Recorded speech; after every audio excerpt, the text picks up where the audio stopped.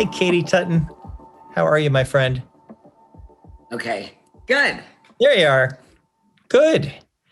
Well, I don't know. I know you've got a lot going on, so I'm not sure how much of the last 45 minutes you've been able to listen, but I thought it'd be great to bring you at the end because you are in the middle of all these things. I mean, this is just what you've been living, not for the past year and a half, but for your whole, professional life in terms of social justice and community organizing and working with government and independent music and venues and the power of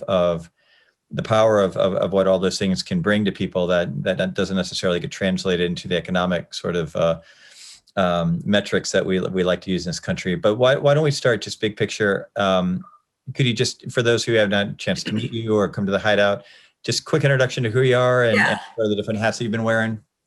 I am the co-chair of the Chicago Independent Venue League, and I am sort of the leader of the Illinois NEVA chapter.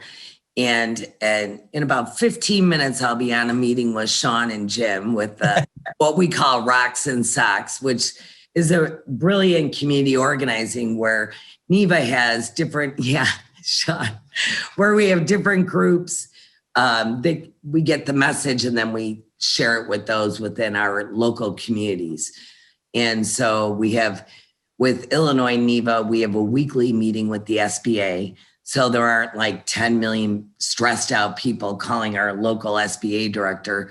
So we collect all the questions and then bring them to the SBA and then report back to the group. So that's basically, and then civil, we've been around for now probably 2.5 years. And it was you, Michael Bracy, who were extremely helpful to us and helped us to establish civil. And I will be forever in debt to you for that. So Kind of you to say I don't deserve that, it's totally true. Yeah. And so what's happening at the Hideout these days? So for the Hideout, because we're a smaller venue, we're pretty scrappy, and we immediately started streaming shows online. And we reached out to local artists who are our friends and asked them to design Hideout bucks, which is essentially like gift certificates, but it was also a way to get money into their pockets. And we had local artists designing t-shirts. We've been selling puzzles. And now that weed is legal in Illinois, we have Hideout one hitters. So, and our store has, yeah, I know, right? So our merchandise has gone really well. Uh-huh. But I just want to say this, that thank goodness we had civil prior to the pandemic and then NEVA, because without the emotional support of our colleagues, I don't know where I'd be today. Really, this has been extremely stressful, and we lean on each other for advice, really more support than advice. We're very cautious not to advise people on, how to check a box or not check a box. We usually say, talk to your lawyer or accountant, so. And then here in Illinois, the governor released their reopening. The mayor was, I think, kind of unaware that they were doing that so quickly. So just yesterday, the mayor's office put out their reopening standards, and we're all now scrambling to interpret what they mean, but it's pretty similar. I mean, it's like 50 people is kind of the limit. The city has been very aggressive with helping people do things outside. The other thing that was really important was our governor, with the rescue funds, with the CARES Act funding, they set up a program called the Business Interruption Grants, which absolutely I know 3, maybe 4 venues that would have already been closed with this bridge funding. So lesson learned there. We are now trying to meet with the city and the state to carve out some of the American Rescue Relief Funds for those that may slip through the cracks with SVOG or even PPP. So we have a meeting today with the commissioner of DCASE at 4 members of civil. We're meeting with the state next week. You'd be very proud of us, Michael. We learn from you, go straight to the top and, make these requests. And again, we've learned we're taking things from Austin, we're taking things from DC and kind of figuring out what works best for us in our community. So we're not recreating the wheel, so those have been very helpful lessons learned. Well, and let's talk a little bit more about civil. I think what you said was really interesting because my observation, I want to be really clear that music there's such a remarkable sort of boundless diversity of interest in music, and people get involved in music for lots of different reasons, and they have different goals and objectives, and there's no one right way or wrong way, and they all are important to be held up. So I don't want to like sort of say like there's a right way to do things, but I do think, and I think Katie, you and your husband Tim and I, we kind of run in some similar circles and kind of think similarly about music and why we are interested in music. And Yeah. and one of the sort of, ironies I would suggest going back, and we've known each other for a long time, but going back over the last couple of decades, is that while we've sort of had these federal sort of policies over 20, 25 years that have been challenging, not helpful, let's just say they're not helpful. Whether or not they've been actively destructive is a different conversation, but in terms of lack of antitrust enforcement, lack of federal funding, lack of, I mean, nothing, not really a lot there to help support our community. And then we've had what really is authentically a community, and the Hideout is a community. And all the great rhetoric and language that Mark David uses to talk about music venue trust in UK. What is the point of a grassroots venue? That's the Hideout. It's a hub, and it's a hub of people who care about music and culture and politics and activism and sports and movies and comedy and whatever. But it's a community.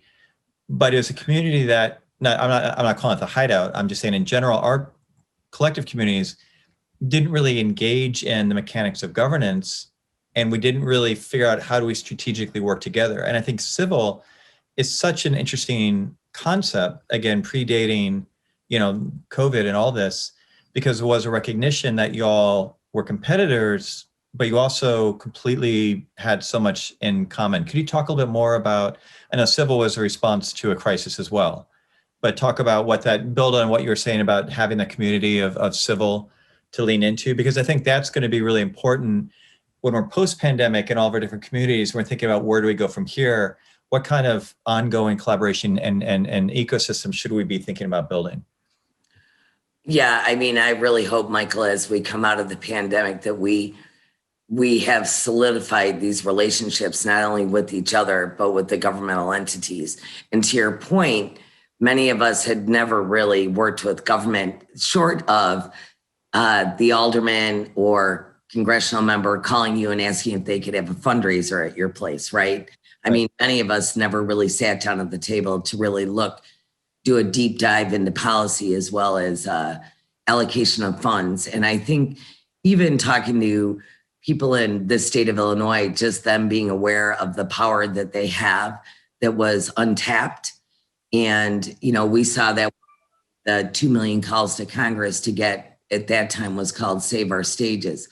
I think too, we have realized that trust is a big issue.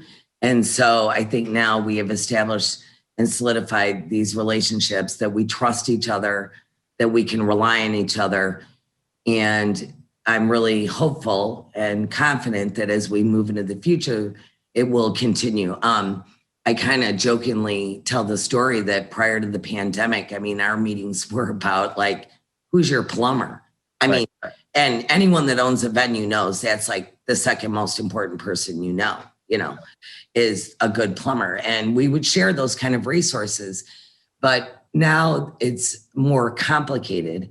And the beauty of it is that we're all extremely hardworking, driven people. So when people say they're going to do something, they do it. Right. And the workload is more than just a small handful of people could ever do on their own. The other thing that was really interesting to me was, unbeknownst to me, some people had other relationships with elected officials, which served us very well. And so, we're just going to continue to move forward. I will say this too, that in Chicago, we started something called Civil Save, and we've raised about $85,000 for our staff. Mm-hmm. And again, back to community organizing, the staff defined every step of the way. None of the owners had anything to do with it. The staff to find it, and those applications are closing on Sunday. And again, it was an education to many of the venue owners as to how our staff is struggling. And now, Jim, I hope he's still on the call, and Sean, Jim and Sean have taught us very well that the for-profits and not-for-profits must work in collaboration. We were in two completely different camps, and now we are as one, you know? So I think that we are, we have different issues, but we realize that with our consolidated power, there's so much more that we can do. And that's new to all of us. Yeah. Well, and I think, Katie, just to build on a lot of what you're saying, and I think everybody I know and everybody watching this program and everybody speaking as a guest today is exhausted, right? I mean, we've all it's been a lot, and it's been a lot of levels. So I'm mindful of that with, before I say what I'm about to say, but, the thing we all collectively needed to turn our attention to is there's this infrastructure bill coming down the path. So we've got the relief bill coming, we've got, the Recovery Act is being implemented. We've got resources coming out the door, and President Biden next week is going to be, laying out the kind of core concepts behind his Build Back Better infrastructure package.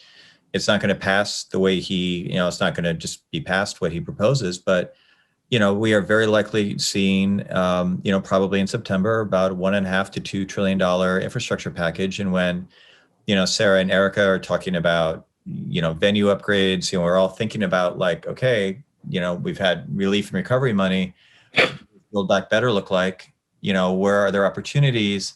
Again, it's not about asking for money. It doesn't exist.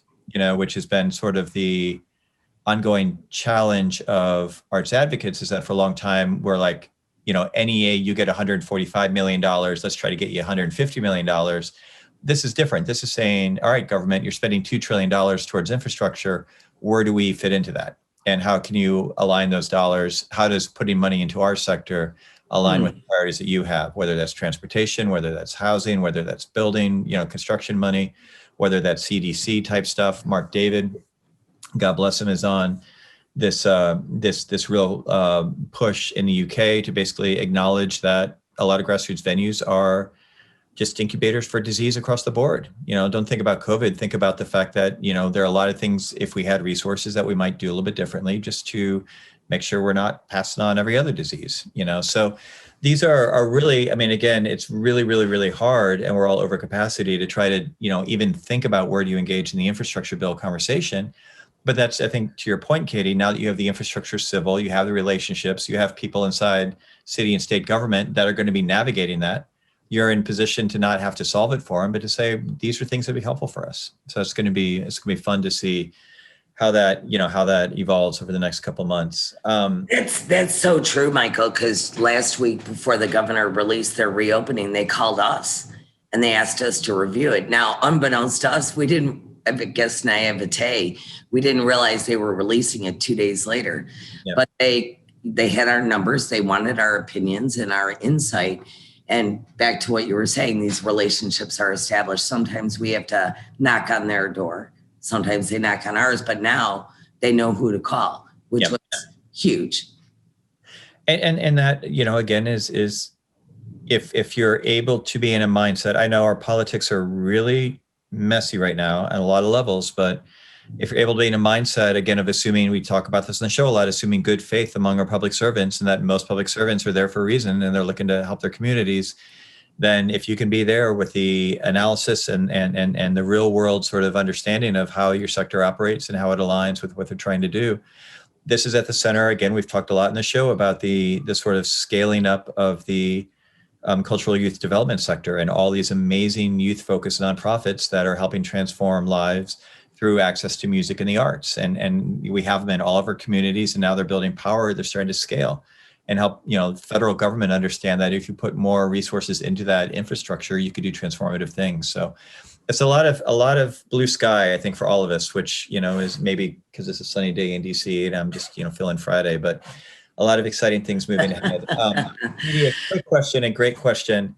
And you can punt if you don't have a good answer to this, but our friend Graham Smith White, who is out of Washington, D.C. and deserves a lot of credit for the Agent of Change legislation that we talked about at the beginning of the show.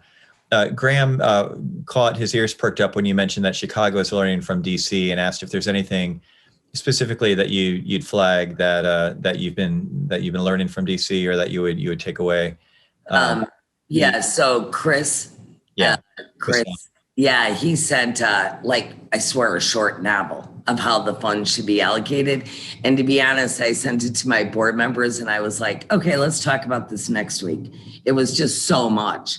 Yeah. But, you know, Michael, something that was really cool that I just wanted to share was, to your point about the bureaucrats, other cities asked me to, NEVA members asked me to introduce them to our city officials. And we did, our state officials.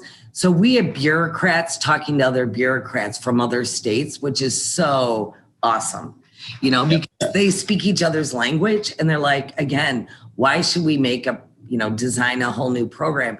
And there are lessons learned with each other. So, but yeah. That's Katie, what we're trying to do. And that's what this show's about and Revs is about. And, you know, hopefully, collectively, people like Erica and Sarah and their colleagues in other cities and states, you know, we're all just working to puzzle through together. So, yeah. So with that, we're at time. So again, I want to thank all of the guests for sharing their wisdom and their knowledge and helping inform and educate us about stuff they're up to, things we need to know. As always, just so much appreciation for Alex Stolven for producing it, making it work well, and the Music Policy Forum board for all their support. And of course, to all of you who watch the show, many of you on a weekly basis, again, we really appreciate your feedback and encouragement. This program will be on our archive with all of our other programs early next week. If there was something you saw this week that you would like to share with friends and colleagues, please do share the links. If you have comments, questions, constructive criticism, you can always hit us up at musicpolicyforum@gmail.com. Michael, can I ask you one question? Oh, I'm rapping, but yes, super fast. Okay, just really quick. So you piqued my interest with the youth initiatives. Can I suggest you have a panel on that? Yes. Many NEVA members are on boards with youth music, and I think that we should. Yep. Okay. I appreciate that, Katie. And we're actually actively programming that for later in the spring. So that's good encouragement. So thank you, everybody. It's great to see you. Have a great rest of your day. Cheers.